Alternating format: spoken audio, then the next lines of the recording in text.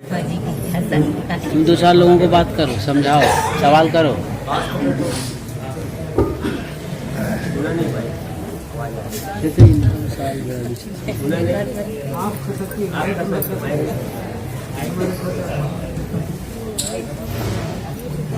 सभी प्राणी को सुख देने वाला ऐसा कौन सा वस्तु है कि सबको सुख दे सकता है?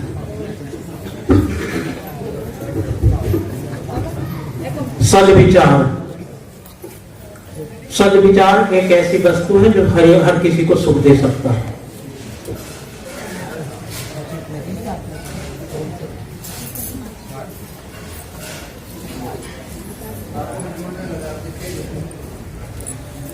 मुझे तो इससे संतोष नहीं हुआ।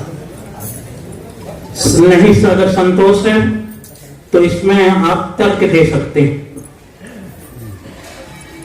अपना विचार यह है, हमको सुख देने वाला दिखता है तो प्रकृति के सिवाय और सुख देने वाला कोई दिखाई नहीं पड़ता। प्रकृति में सुख और दुख देने का ज्ञान है ही नहीं। ये सब संचलित करता है आत्मा को।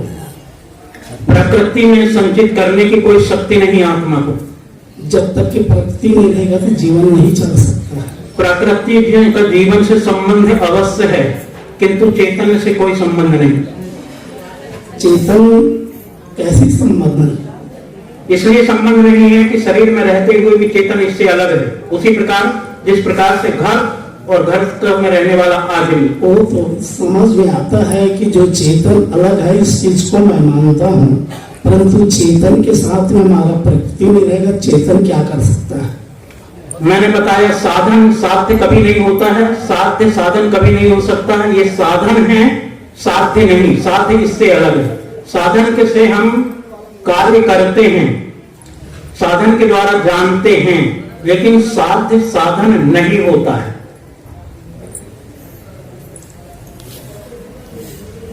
अब बोलूं तो हमारी महापुरुष के साथ में ठीक नहीं, परंतु हमने प्रश्न कहीं तो कहीं जा रहा है आपका। प्रथम जो प्रश्न था, सबको सब सुख कौन दे सकता है?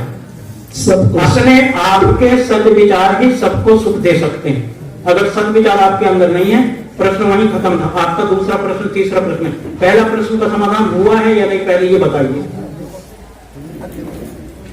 क्या बता सकते हैं साहब जी? हमको तो वो लगता है जब तक के। जी हाँ, आप कहते हैं क्या बता सकते हैं? समाज बता सकता है कि भाई ये उचित है या अनुचित है, या इसमें कोई तर्क है? जिनका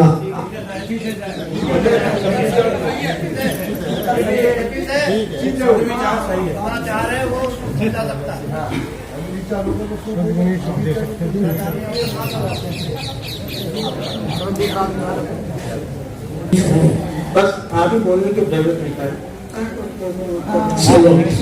हम तो सोच रहे हैं कि जो आत्मा को जो संचलित करने वाला, सुख देने वाला एक देखते हैं तो हम प्रकृति को देखते हैं।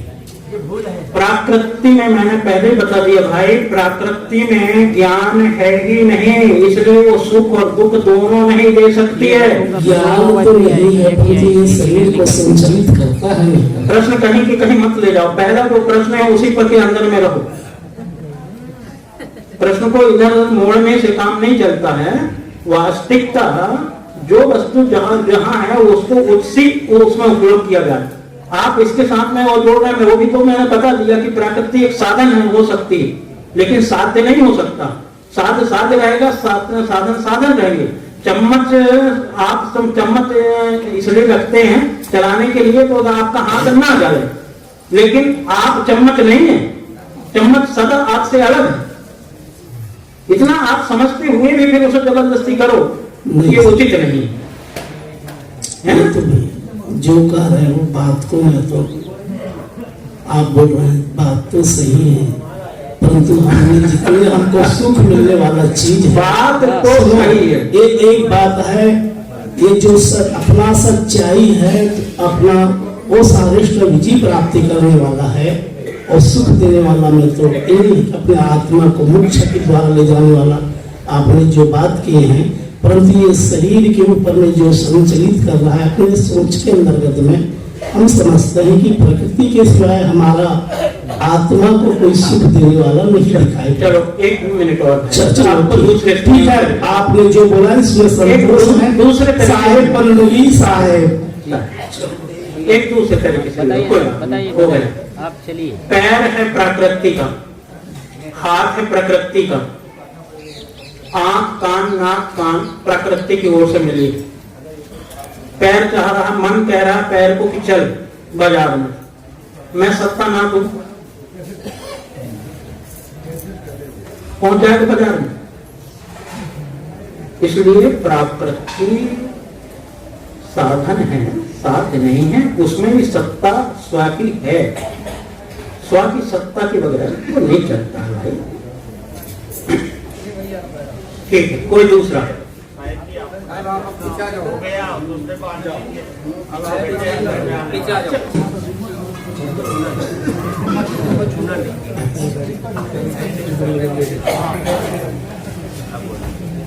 साहब जी, ऋग्वेद का एक मंत्र है, एतावानस्मि मातु जायंस्य पुरुषः पादवस्य विश्वाभूतानि द्विपादास्य अमृतम देव।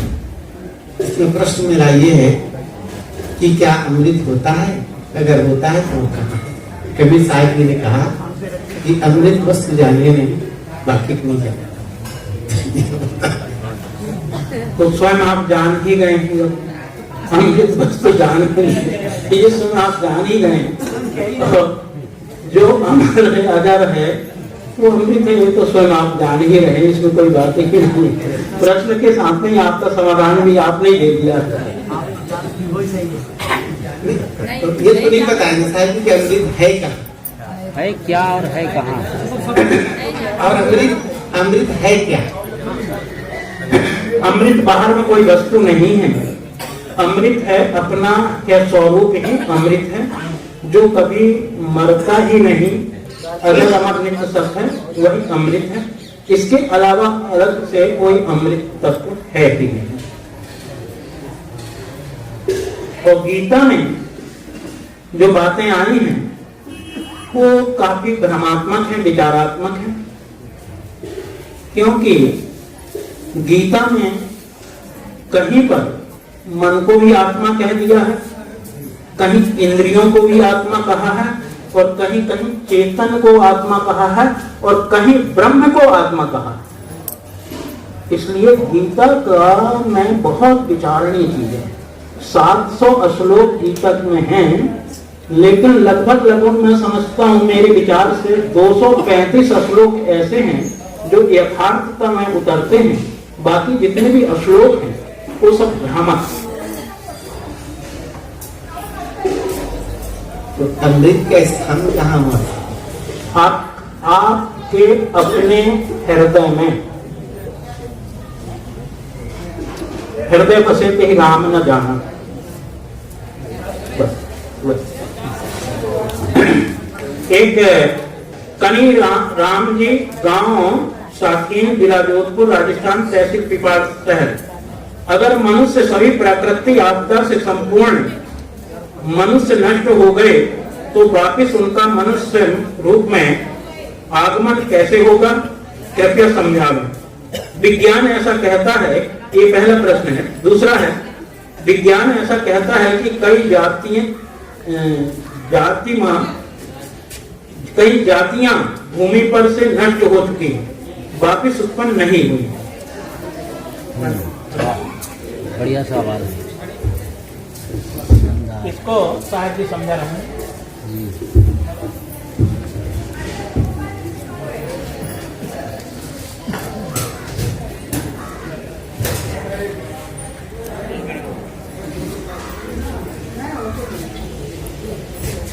ऐसा न कभी हुआ है न होगा, क्योंकि सभी प्रकृति आपदा से नष्ट हो जाए, है ना। यदि ऐसा पहले कभी हो गया होता तो आज नहीं होता। और इनको आप कहते हैं कई प्रजातियां खत्म हो गई हैं अपनी इस पृथ्वी पर। ऐसे ऐसे क्षेत्र हैं कि 2-2 हजार किलोमीटर तक चले जाइए, वहां पर पेड़ ही पेड़ है, निकलने को जगह नहीं है। 750 किलोमीटर कोस बताते हैं, 750 कोस। अभी तो हवाई जहाज से पहुंच जाते हैं, रास्ता तो अभी नहीं है। हिंगलाज, यदि कोई अभी तक हिंगलाज गया हो तो बताए थे, है ना, हवाई जहाज से हेलीकॉप्टर से जाते हैं, कहते हैं वहां पर ज्योति जल रही है, ऐसा लोग बताते हैं, है ना। हिंगलाज तक अभी तक कोई नहीं पहुंच पाया है। हाँ, ज्वालामुखी गए होंगे तो ये नहीं कह सकते, है ना। हिंगलाज में गप्पी लोग बताते हैं कि एक धाधु भगत पहुंचा था, जब 750 कोस तक रगड़ा है और 750 कोस बांस बिरे है ना, उसमें पशु ही पशु रहते हैं, है ना। मनुष्य अभी तक गिनती नहीं कर पाया है, वैज्ञानिक की भी वहां तक अकल नहीं पहुंची। फिर कबीर साहब पहले लिखे, कहे कबीर विज्ञान पद भूल है जल का, इनके वैज्ञानिकों के अंदर भी भूल है, और छोटी मोटी भूल नहीं है, विशेष भूल है। तो पहली बात तो प्रकृति आपका से न कभी ऐसा कभी हुआ है और न होगा। और दूसरा क्या है, मनुष्य और विज्ञान ऐसा कहता है कई जातियां नष्ट हो गई, है ना। जाति किसको कहते हैं? पृथ्वी जाति, जल जाति, अग्नि जाति और वायु जाति। जो इनके परमाणु अलग है, इनकी पहचान अलग है ना, और इन्हीं से उनके शरीर बने हैं, है ना। तो उसी रूप में, उसी काया के वहां में पृथ्वी में थल चर्बी अंग इतने हैं कि आप गिन नहीं सकते ना। कई जानवर, छोटा सा एक होता है घूस, हमारे मंत्र में निकलता है। अब सुअर का शरीर कितना बड़ा है और वह घूस का कितना बड़ा है, लेकिन फोटो में देखना क्या वो सुअर से कम है क्या? वो सुअर ही है। तो घूस कहते हैं इसको, वो कौन है? वो सुअर है। उसको यदि कोई छोटा सुअर कह दे तो इसको कोई शंका की बात नहीं। तो ऐसे भी है ना। और जिसने वासना त्यागी वही मुक्त है, और जिसने नहीं वासना त्यागी तो किसी न किसी रूप में सारी धर के भटक रहा है। और तीसरा क्या है, विज्ञान ऐसा कहता है कि हाँ बस हो गया, कहां गए आपका ये ना, तो वो विषम है कि नहीं है, और यदि विषम है तो वो छोड़ना चाहिए कि नहीं, सारे करना। सदगुरु श्री कबीर साहब ने कहा है कि जानो अमल से सवे हरामा, वो व्यसन है तो छोड़ना चाहिए। सारे बनने के सारे बनने। कोई सवाल है? मेरा प्रश्न है, जो प्राप्त वाली जो बात है कि जिसके प्राप्त में जो चीज होती है उसको मिलती है, सही है या गलत है?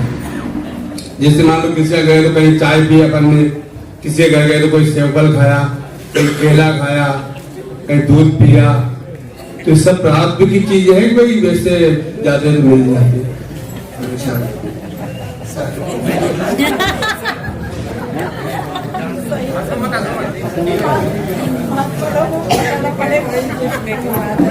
सबसे पहले ये समझना होगा संसारी को कोई कि प्रारब्ध कहते किसे हैं। एक उदाहरण के लिए मैं समझाना चाहूंगा। ज्यादातर यहाँ किसान भाई बैठे हुए हैं। किसान खेती करता है और खेती से जो अनाज पैदा करता है, जो वर्तमान में बोया है क्रीमाण है, जो डेहरी में रखा हुआ है संचित है, और जो अभी बनाकर के थाली में पारस करके आया है वो है प्रारब्ध। इसलिए आप कोई भी चीज मनमानी खाते रहें और कहें कि मेरे प्रारब्ध में है, ये बिल्कुल उसका दुरुपयोग है। प्रारब्ध उसे कहते हैं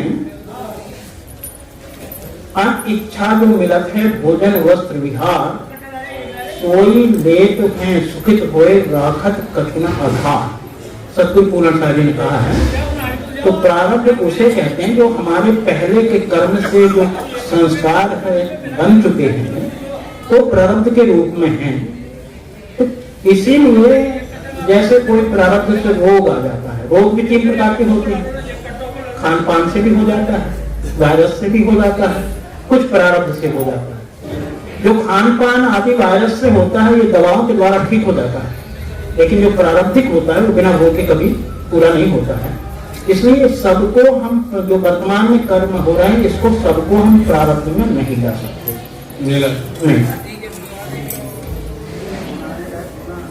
एक प्रश्न और साहब जी, जैसे वंश वालों में जो बताया गया कि कबीर साहब ने कमल के फूल से जन्म लिया है, ये सही है या गलत है? बहुत सुंदर प्रश्न है और ये प्रश्न एक गंभीर प्रश्न है। इसके लिए 2 प्रकार के अर्थ हो सकते हैं। एक व्यवहारिक अर्थ है, दूसरा पारमार्थिक अर्थ है। बाहर से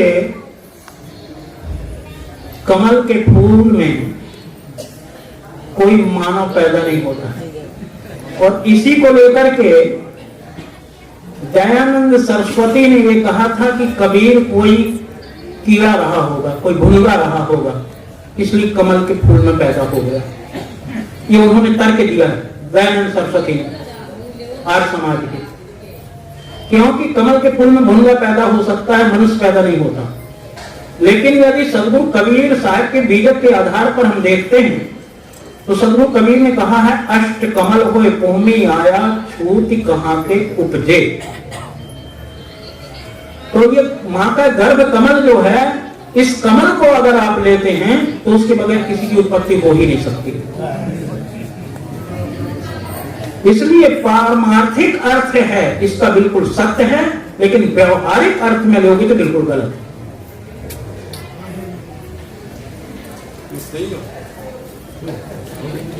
साहेब बंदगी, साहेब बंदगी, साहेब